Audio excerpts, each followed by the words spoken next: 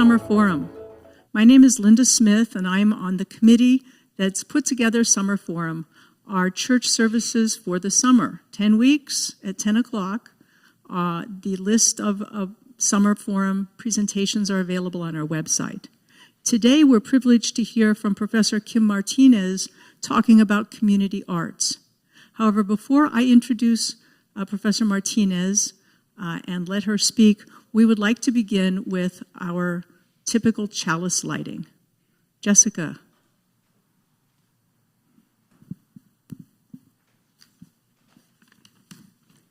Good morning. Since our topic today is community arts, I thought I would light the chalice with some reflections about community. The twitter, whistle, and chirp of birdsong sounds more cheerful and musical when you're there to hear it with me. The burnt orange and pink hues of sunset glow brighter when you see it too. The meal is more flavorful and satisfying when we eat together. Let us join in community where we can share and so multiply our joy in living.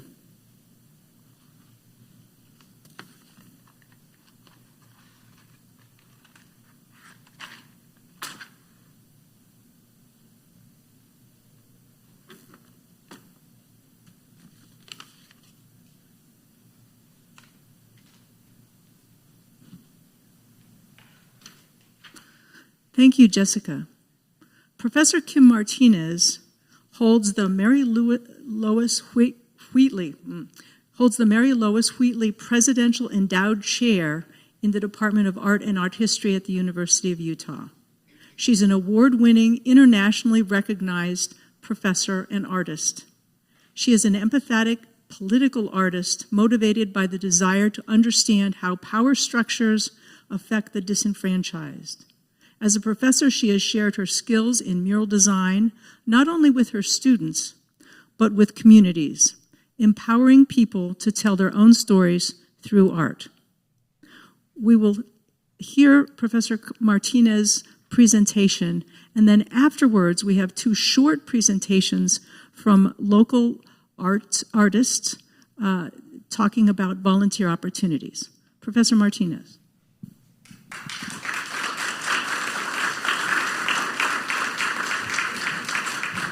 Thank you for allowing me to share the morning with you. I'm going to wake us up here for a minute.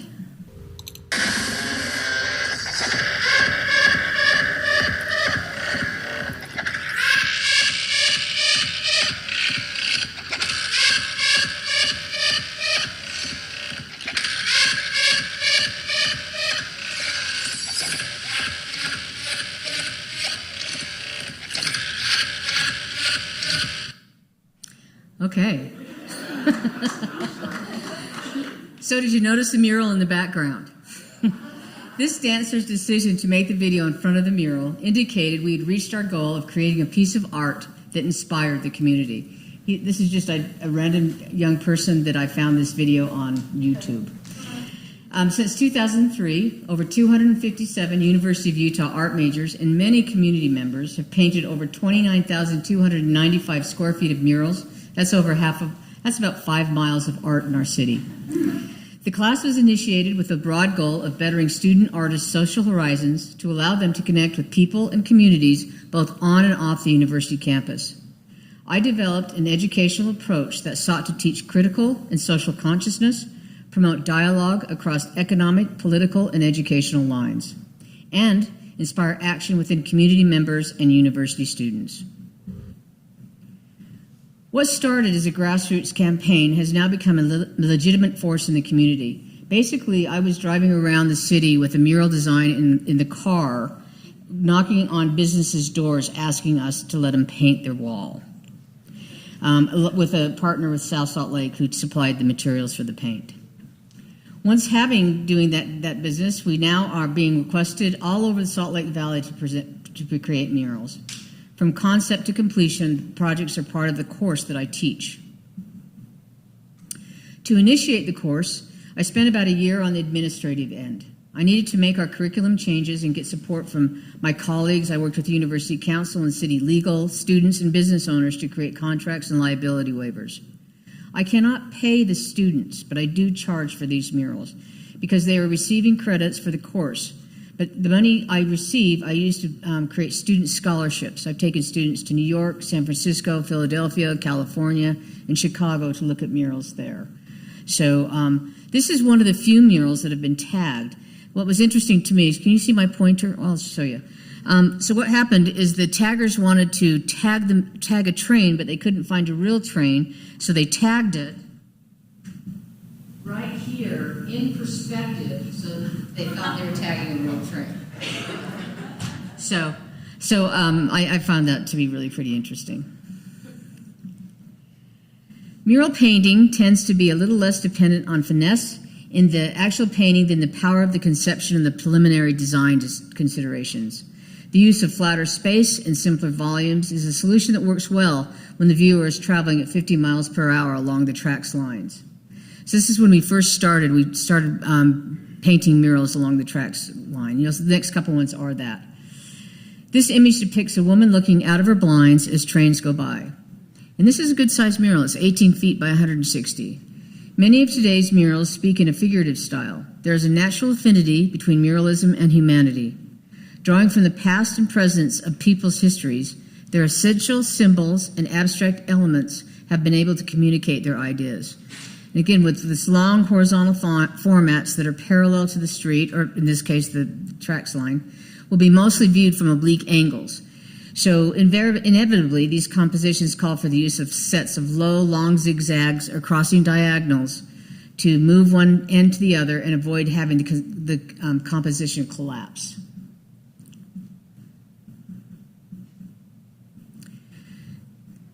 This is a 25 foot by 160 foot. The scale is often adjusted in this course of painting. The mural's artistic compositional strategies are designed to actively engage the viewer. The use of polyangular perspective with multiple vanishing points on the horizon line encourages the viewer to move to straighten the lines, creating a dynamic experience. Typically with perspective, you just have two vanishing points, and then we kind of look at it straight ahead and look at it. But with this kind of thinking, what we do is we put multiple points on the horizon line. So angles don't look right from one viewing station, so you actually have to move to be able to straighten the lines out, which creates a kind of dynamic experience. Kind of like thinking about a video or a movie, right? The application of paint in multiple layers enhances the interactivity, creating a jewel-like surface that reflects the light differently with each angle. And I'll show you how this is working. So we prefer to do layers of painting. So initially we start out with a wall, put a gesso on it, then we grit it off, then we paint it by using this tone colored ground of about a 50% value. In this particular case, we're using a kind of a violet color. The underpainting is applied first using a color that contrasts or harmonize with the layers of paints that will be applied on top. So the top layer of color may be applied in such a way that aspects of the lower color show through. So we put that color down and then put the next color on top of it so that it's coming through. It creates a mixed color or vibrating mural, so it's kind of doing this with your eyes a little bit. It protects, and plus it protects people's eyes from the hot white gesso. And this is us adding that final layer on top of the painting. That gives you a little bit of an idea of the scale of this thing. So really, at the end of the day, we probably painted that wall 5 times. Okay? And this is based on David Alfred Siqueiros' paintings of the Mexican muralism. I was the first recipient of the Tanner Humanities Professors Off-Campus Award in 2012 from the University of Utah. This award provided me the opportunity to develop a 6-month arts-based project with approximately 30 community youth, 15 to 18 years old, and 20 University of Utah students who mentored the youth. The majority of the youth were refugees, and English as a second language was the norm. So, and this was the image that we saw in the beginning that the kid was dancing in front of. The image reflects our process, beginning with the drawings, from the community, developing a narrative strategy, and then the final mural reflecting the changes to the imagery to accommodate additional ideas. So we basically start out with the drawings that the youth give us there, then we take and we create a maquette from the second level, And then from that, we come up with so the bottom piece is the final piece. And then what happens here is sometimes, that little cat up there was really scaring the neighbor across the street. There was a child care center, and it was really scaring him. So we had to keep changing it until we found something that didn't scare the little kids.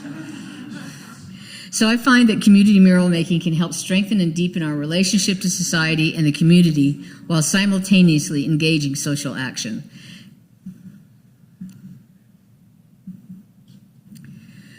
My experience indicates that mural making can help develop some social and communication skills, conflict resolution, provide participants with a sense of accomplishment, and enhance self-esteem. Sometimes we do not see the results until years later. This mural is located near an elementary school on the walking route of several children who I invited to paint with us for a few weeks after they asked their mom.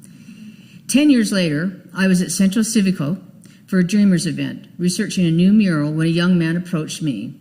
And we began talking, and he told me he wanted to be a muralist. I told him I was a muralist, and when he asked me which murals I had painted, I saw his eyes start to well up. And I looked at him, I said, "Are you one of those kids that used to come by and talk to me when or work with us when we were painting those murals?" And he said, "Yes, I was." And he said, "I was new to the country, I didn't speak English, and I was an outsider, and because you let me paint on that mural, I felt like I became part of the community." So that's why we do this kind of work. And this kind of shows the process too. And this mural also is talking about the resistance of people of color overcoming segregation in the early 20th century in an amusement park that no longer exists. But this is how we start out. We start out with a design, and then we grid it off, and then put that on the wall and come on top of it. To confuse figurative murals with academic realism would be a mistake. Painterly styles of individual artists reflecting cubism and surrealism are sometimes used. Ongoing movements in contemporary art have been combined with other sources of postmodernism plurality.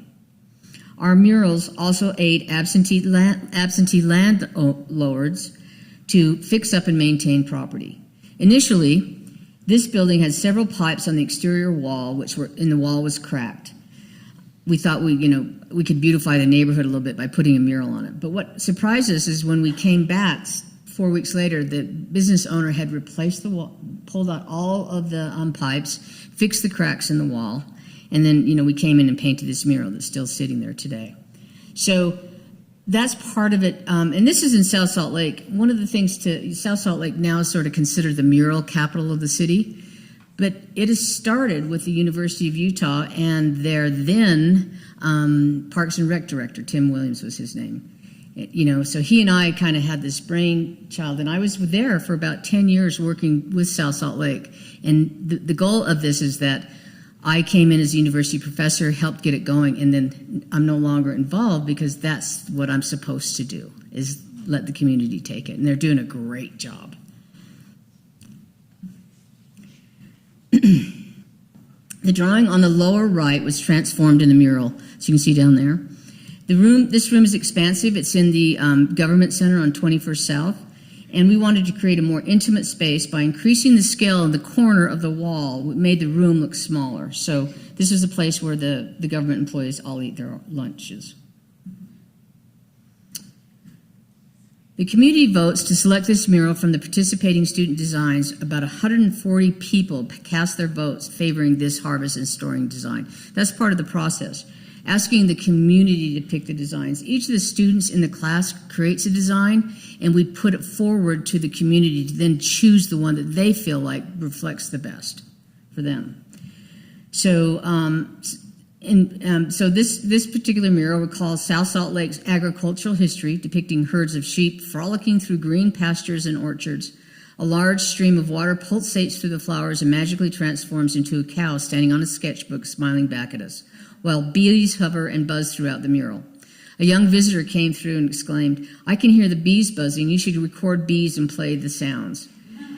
This is great. This is what you want. You want the community to create some more art to go with the art, right? Kind of like the dancer.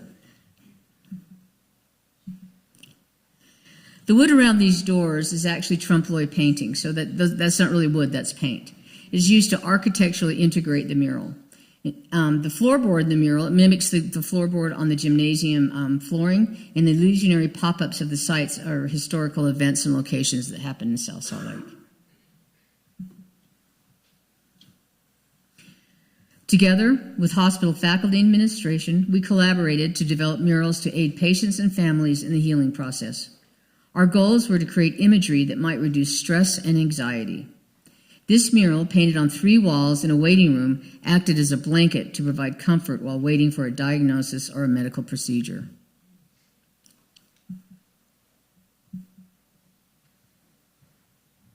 The National Endowment of the Arts funded this project through the Utah Division of Arts and Museums, specifically to allow me to teach the university and community artists their traditional painting processes and theories of Mexican muralist David Alfred Siqueiros, a technique I learned from muralist Judy Baca, who learned directly from Siqueiros in Mexico City.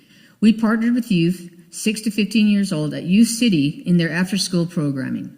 University art majors worked exclusively with Youth City students to create 3-dimensional masks based on their power animals. Then the design team translated the masks into the mural.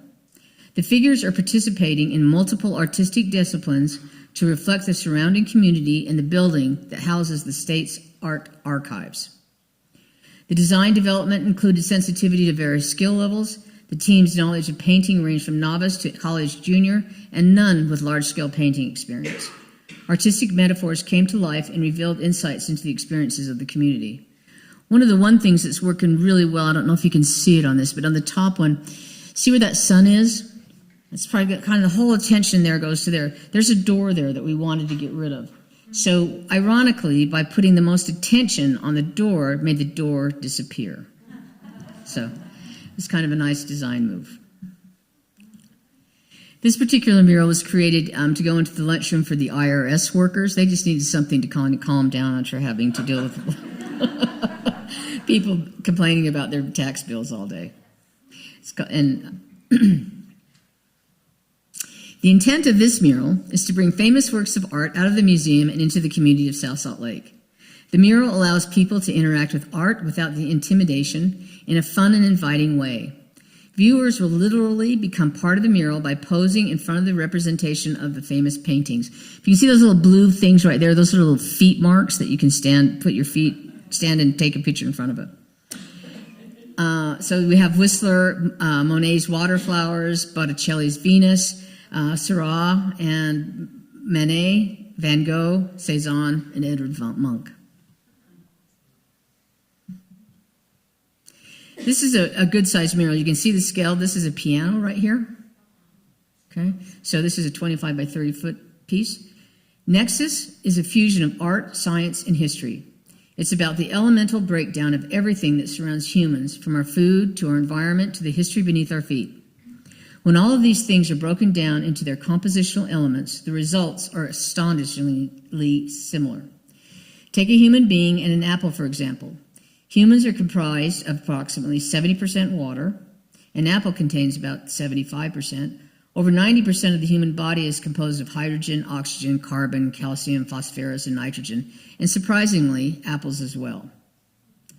Using the apple to symbolize these comparisons creates connections that cross the disciplinary boundaries of different areas of study. This mural is on the university campus. Not only is an apple a source of nourishment, it references the fruit of knowledge, Newton's apple, and proverbial sayings like an apple a day.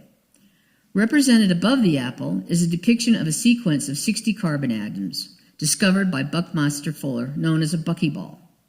The ball sits appropriately above everything, like the foliage of a tree raining elemental fruits and leaves upon the world below.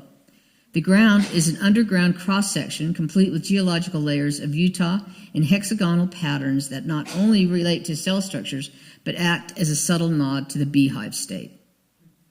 The layers as a whole represent time, passage, composition, and decomposition, with the brick figures which classical Greek style allude to the Peterson Heritage Center's connection to the Olympics. This is the place where all the Olympic athletes stayed in when they were here competing.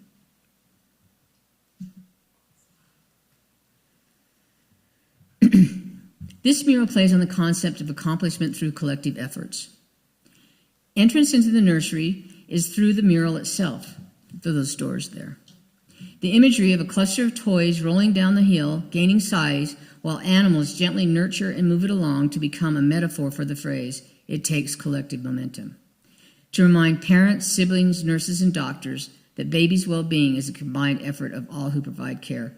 So this is where the really sickest babies of all the babies were, behind that door there. Art teaching students spent 480 hours in class in after-school instructions with K through 6 students to develop the imagery in this 98% Latino language immersion school.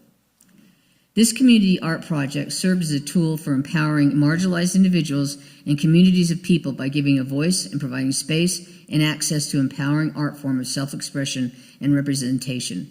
The mural is 2 stories high and it's about 1,600 square feet. So there's a staircase that goes from here to here. So this is the top level. This is the bottom level. Just for ease of representing the mural, I took the staircase out. This particular mural was in conjunction with the Utah Arts Festival. The director, Lisa Sewell, when you'll be hearing from somebody from the Arts Council in a minute. And this is with the Volunteers of America Homeless Youth Center. The themes captured in this mural came from focus groups with the shelter youth and include how quickly things can change, a mixture of natural and urban landscapes, and the ability to overcome fear through inner strength were the priorities that the youth from the center wanted us to depict in this mural. A depiction of sound waves in the mural represents the importance of music to the young people, and the crystals and rocks line the bottom to epitomize the hidden beauty and the potential in all of us. The youth felt like the different layers of paint reflected the different layers of their lives, light and darkness. The youth painted alongside the university students for about 15 weeks on this project. This was done at a senior center right down the street here on 10th East. Through multiple workshops, we provided opportunities for discussion, creating a sense of community to enhance the physical environment and increase self-esteem at a senior center. It was critical for the group to work together during the entire process. Active communication, social, and mediation skills were developed. During this process, it was found that by the completion of the mural, individuals were able to willingly engage with one another in creating the mural, as the mural created many social opportunities. A sense of pride and accomplishment was also generated, along with an increased self-esteem. The individuals were proud of the finished project, which was added to their environment's aesthetics. It's a little bit different because of the population wasn't able to climb on scaffolding and to stand for long periods of time. So they didn't want to use paint, so we actually used magic markers was their preferred media. So I will adjust the curriculum depending on who we are working with because one size doesn't fit all in art making, in my opinion.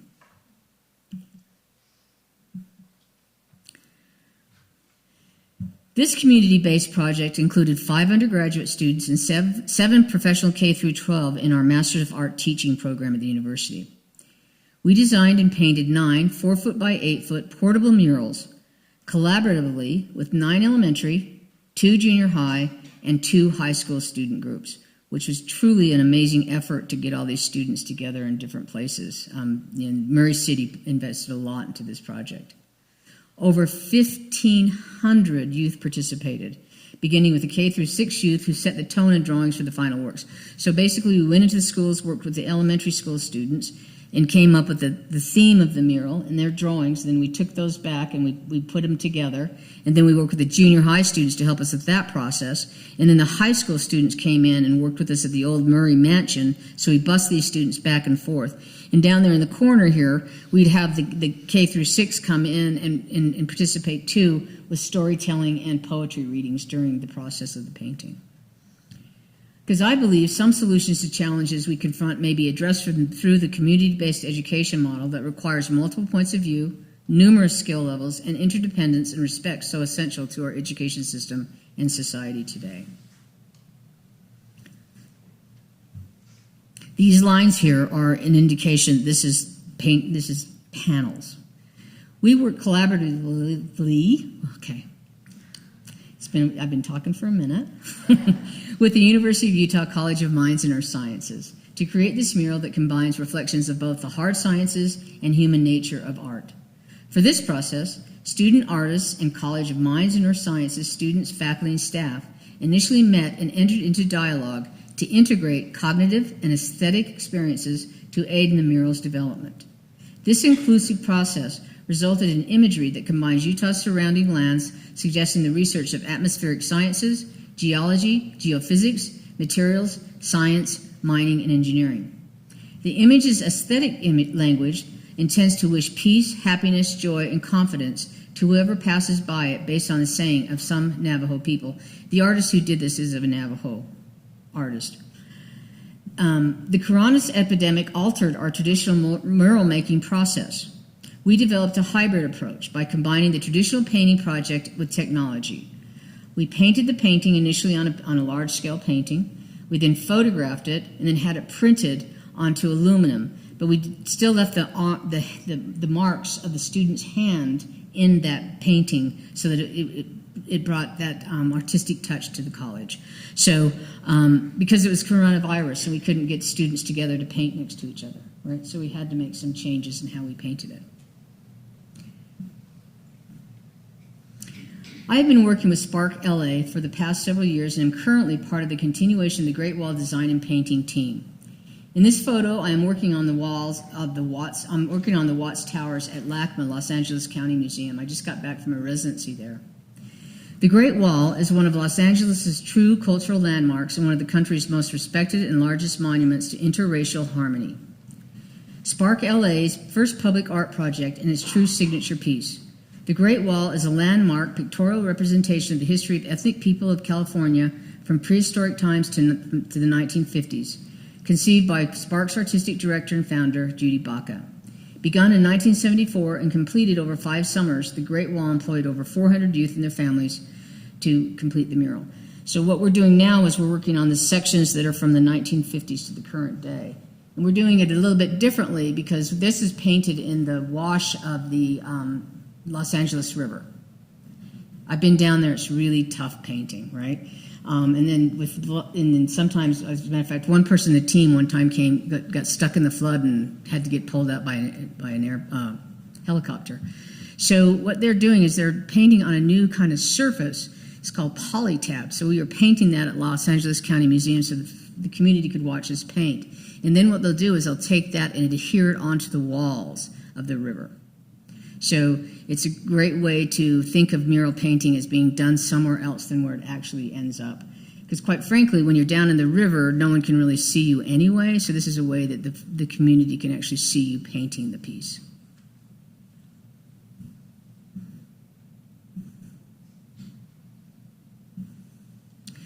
This is a project I did in collaboration with the School of Dance in the Utah Opera Company's set painting studio. Students created the set drops in conjunction with the performative dance Steampunk Cinderella. For this painting, student artists are literally in the painting, which is a fantasy of most artists to be inside of their painting, right? So we painted 3 stage drops for the performance, and a few of the students on my team were later hired by the opera company to paint their designs on their set. So that's what I have for today. Thank you for being so intelligent.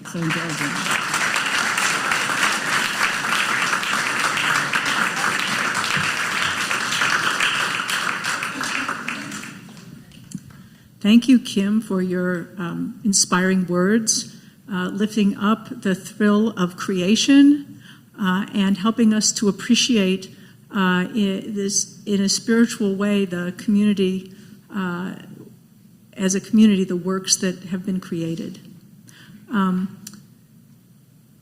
Unfortunately, nobody here is going to get to volunteer to be on Kim's next mural team. Kim works with students at the University of Utah and various community groups. But we thought you might be interested in volunteering and getting engaged in art. And so I believe we have 2 speakers to briefly describe volunteer opportunities that exist in the community. First, from the Utah Arts Festival, Kaye Wankier.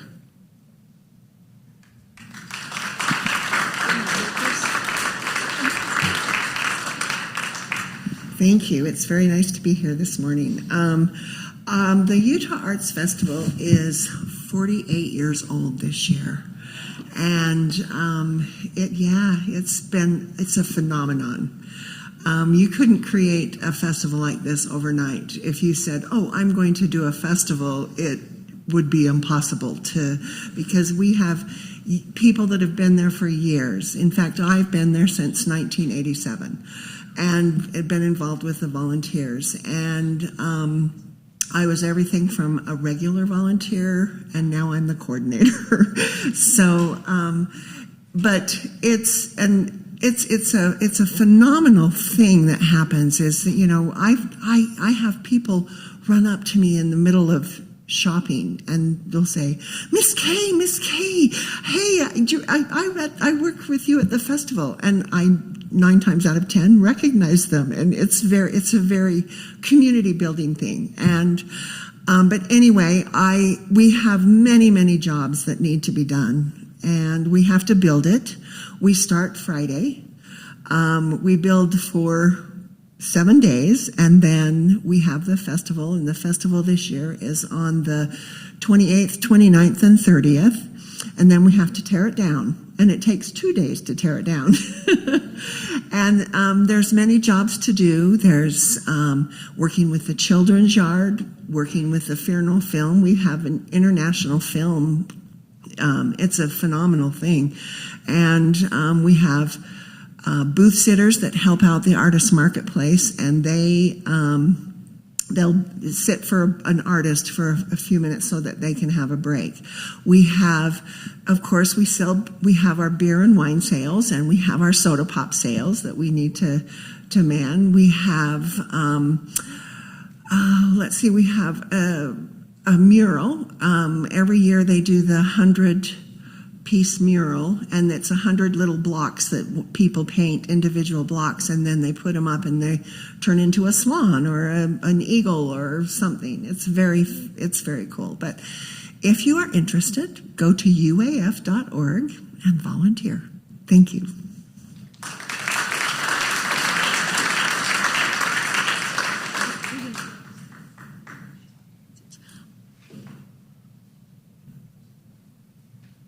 The Utah Arts Festival guest, Miss Kaye, is going to be able to meet with us in Elliott Hall afterwards for coffee, and people can talk further with her about the volunteer opportunities. The building starts this Friday, the 21st of June, and the Arts Festival starts next Thursday, the 28th of June, through Sunday, the 30th of June, and then tear down for the next 2 days. And I believe youth can volunteer as well. So Ms. Kaye can tell us how old you have to be to volunteer.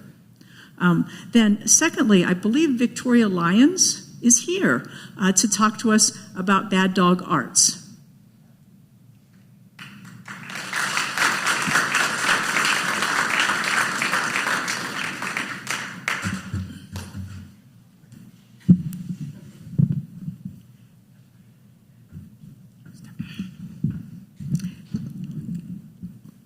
Hi, I'm Victoria Lyons from Bad Dog Arts.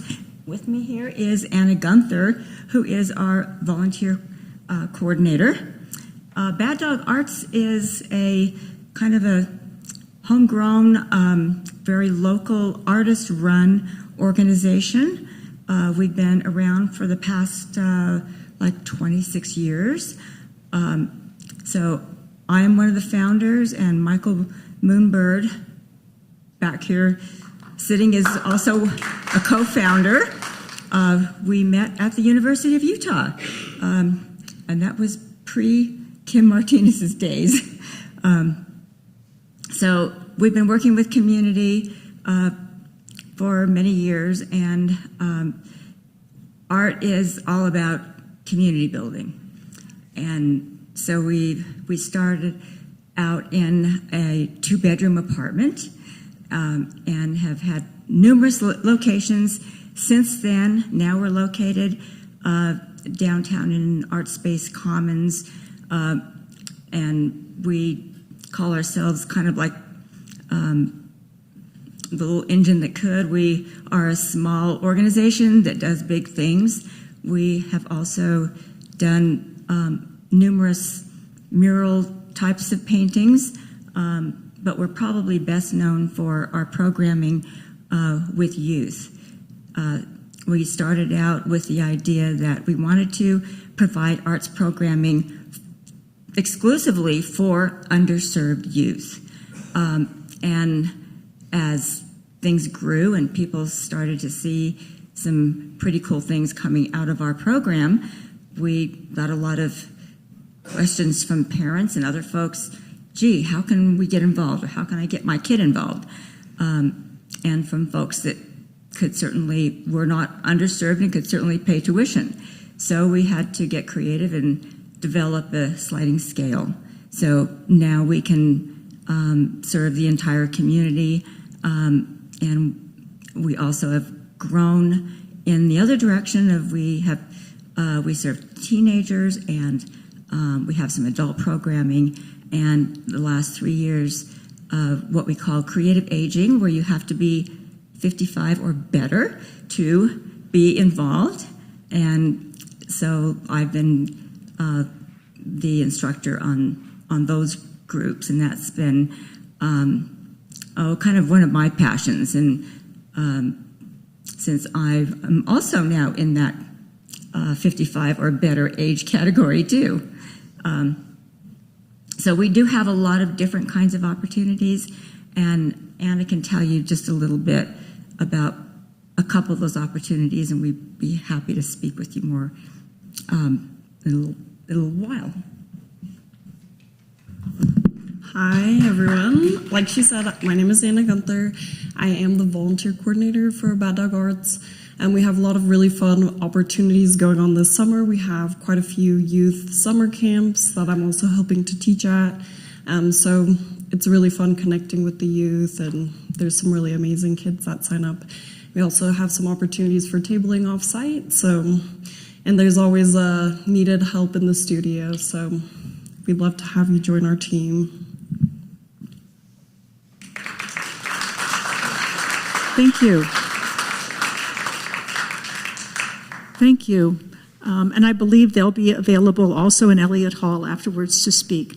Unfortunately, Professor Martinez has to leave because of a personal commitment, and so won't be able to speak in the coffee hour with you, but will be here for Q&A just after we take the collection. This is a church, and we do support ourselves and all of our activities. So if you would be motivated to contribute, we're going to be passing the plate with a little music in the background before Q&A. Thank you.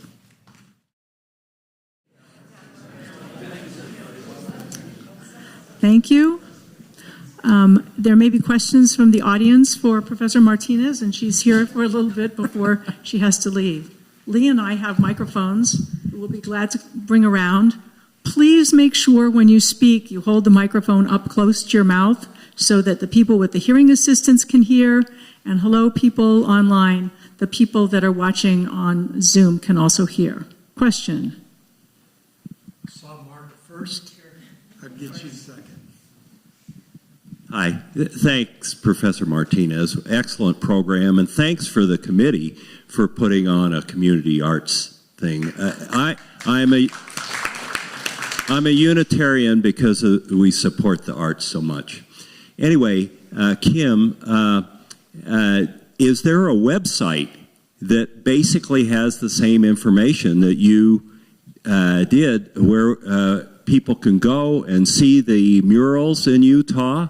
If there isn't one, I would think your presentation with the narration next to the things and their location would be excellent. And it could have a donate button on it where people get inspired, and it's just an idea.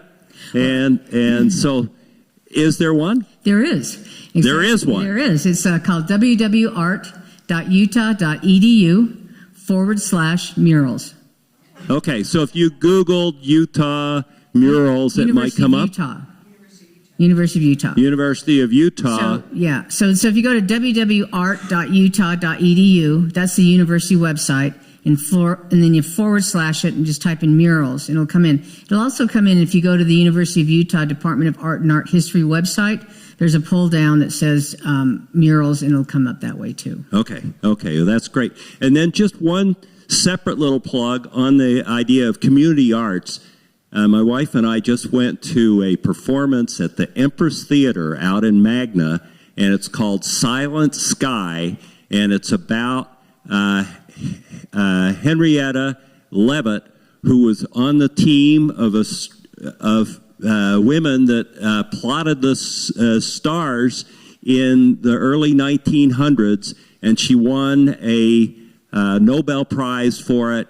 Her and her team's work set the stage for us realizing that our universe is vast, multiple galaxies. It's well worth it. It's only showing this week, Thursday, Friday, Saturday. It's out in the Empress Theater in Magna. Well worth the drive. Thanks. Thank you so much, Kim, for this amazing presentation. We would never have been exposed to this if we didn't have Summer Forum, so thank you for the team to put this together. So my question is, I'm just kind of overwhelmed with the thought of the logistics of creating a mural like this, where you are a university professor, but what kind of staffing does it take? How much money would it take for just buying the paint and the materials, and where does that come from? And how you have students that come and go, so you don't have like consistent, you always have to have new people coming in. So where is the logistics of putting this together? I just want some description of that. Yeah. Thank It's you. pretty much me.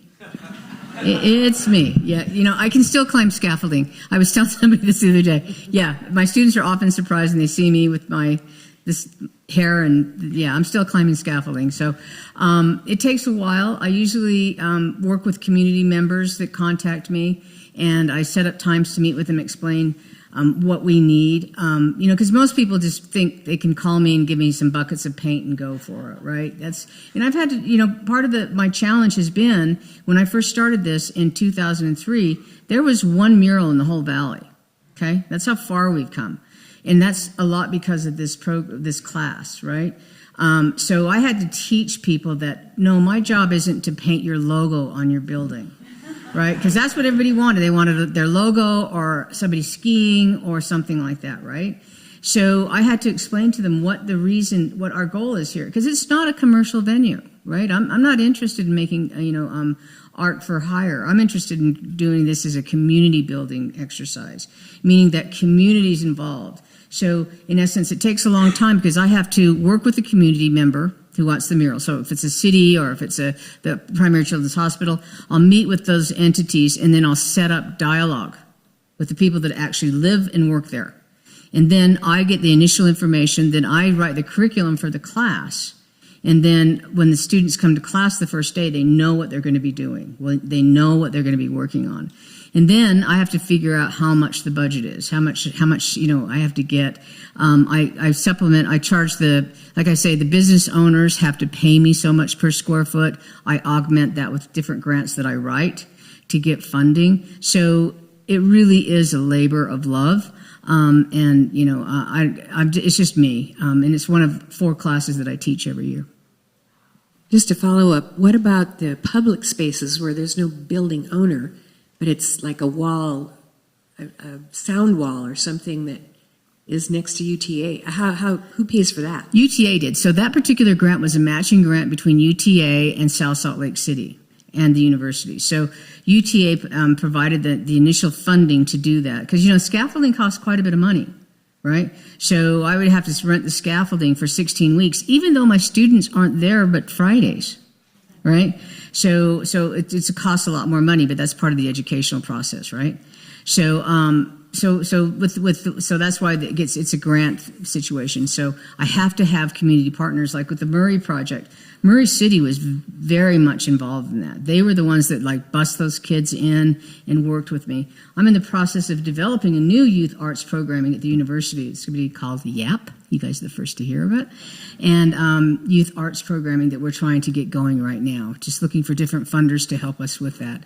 Because unfortunately, When it's community-based model, the university will provide some funding, but not much, right? So that's why I was talking about, I had to talk the administration to let me do this class as part of my teaching load.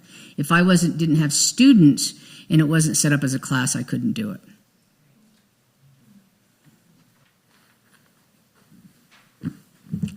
Kim, this is amazing amount of colors and things that you've painted, and I'm wondering what kind of paint is best for a mural and how long does it last?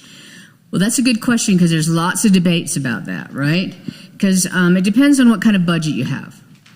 Since I don't have a budget much, I use Utrecht paint, which is, pretty inexpensive by the gallon. And my contract says that my paint will hold up for 5 years, and it does, right? But if you wanted to spend more money, you'd use something called Nova Color, and that's one of the stronger murals for outdoor painting. But it's really about, so I use a fairly inexpensive paint, but I have paintings up that are still there because of the way that I apply the paint. Because how I was talking about the layers of paint? So what happens is when you paint in layers, you put the first layer on and you put lots of meating on there, so you're getting a really tight bond to that wall. And then the next layer is another tight, thin. The next layer, thin. Because if you've ever noticed you paint something thick, it gets a little bubble and then you can push it off with your fingernail. But when you get just a little bit on the floor, it's really hard to get off. It's the same process. So my murals don't delaminate. You can see a lot of murals around town. I call it potato chipping, where it's just kind of peeling off. Mine will fade before they fall off. Is it oil-based? Oh, yeah. You don't want to use oil-based paint outside because what happens is oil-based paint doesn't contract and expand, whereas acrylic is plastic, right? So it's going to do that. It's going to contract and expand for you. And then you can put something over the top of it called Mural Shield, which is a pretty good product that you can put that on the top of it. And then if you get graffiti, you can actually pull that layer off and then reapply the layer. So it protects the mural underneath. Again, that's for people that have lots more money than I do. So I don't do that because I don't have the money to do that. But if you wanted to do that, that would protect with UV coating and prevent mural graffiti. Do you have a walking, biking, or driving tour of your murals? I don't, but we should do that sometime, huh? That'd be kind of fun. South Salt Lake, I think, does. And South Salt Lake has, I think I read somewhere they've got 34 murals now. And again, that just came out of me and Tim Williams driving around the city looking for a bad building and asking, can we paint on your wall? And they let us. Literally, I did a little painting that I would say, can we put this on your wall? And, kind of teach them about it. And so now they have a big mural festival. It's a great thing. So I think the woman's name is Leslie Allen, who's the director of that program. And she's pretty great. So contact her, and they've got some. I'm going to call Privilege as the host and ask, you mentioned a muralist tradition from Mexico. I don't know if we all know about that. Tell us a little bit about what the muralist tradition is from Mexico. The mural, basically what happened is you have the three amigos, Diego Rivera, David Alfred Siqueiros, and Orozco. So during the revolution, what happened is the Mexican people wanted to create an art that talked about the Mexican people's needs, right? And so it really became a state-funded mural painting project, right? So this is how during the revolution that the people came in, they got to, have their stories told on the wall. If you've ever been to Mexico City, there is some of the greatest art in the world, just in public places, that you can go to. I would suggest that David Alfred Siqueiros is painting in the Electrical Union's building that has been there since the 1940s and is still in pristine condition. And it's still a working Electrical Union's hall for workers. Is there. And it's kind of amazing because Mexico City has about 100 little earthquakes every day. And so a lot of them are kind of in trouble because the walls are crumbling, right? So, but they came along and Diego Rivera, we all know him, right? And they brought that to the United States. Of course, we all know about him, his communist sympathizing, and that, his murals were destroyed because they weren't considered to be good capitalist kind of thinking, right? So, yeah. Thank you. Community arts, downtown Salt Lake City, two-part question. The area around 8th South, West Temple, or 2nd West, that block that depicts walls with faces of his social activist revolutionaries, was this area part of the university project? No. No. And that I think those are people that were killed by police violence. Okay. Then you wouldn't know whether or not those faces, that art will be maintained if and when the area is rezoned, redeveloped, and those walls are taken down? I don't know, but typically people don't take that kind of art. It's sort of memorial painting, so that kind of art. It is hard, any art. I mean, like with my contracts, I say you have to keep it up for 5 years. But after that, they have free reign to do with it what they will. Okay, thank you. Thank you for your time. Thank you.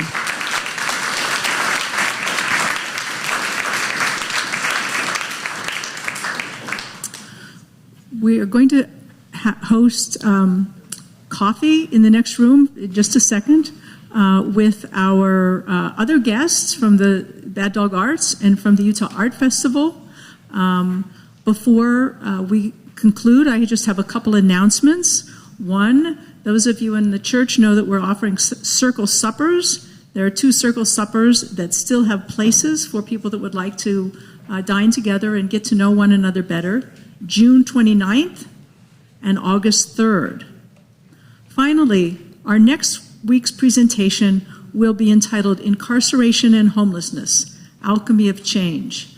We'll be hearing from the people from the Other Side Academy and the Other Side Village. These are programs that serve individuals with substance abuse disorders or with incarceration sentences or leaving incarceration, and also people that are experiencing homelessness. So we hope we can come back and hear that presentation next week. Thank you again, Kim. Thank you, everyone.